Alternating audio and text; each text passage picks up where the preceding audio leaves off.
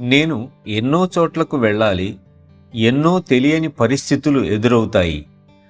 అలాంటప్పుడు నన్ను నేను ఎలా రక్షించుకోవాలి అని నా మాస్టర్ను అడిగాను. దానికి, నీ మాస్టర్ గారి కవచాన్ని నువ్వు సృష్టించుకో, దాన్ని ఎప్పుడూ తీసి పారేయకు అని బాబూజీ చెప్పారు. ఆ తర్వాత రోజుల్లో వారి సలహా నాకు ఎంతో రక్షణగా నిలిచింది. మీరు కూడా తప్పకుండా అలా చేసి చూడండి. దాని ఫలితం ఎలాంటిదో మీకే తెలుస్తుంది.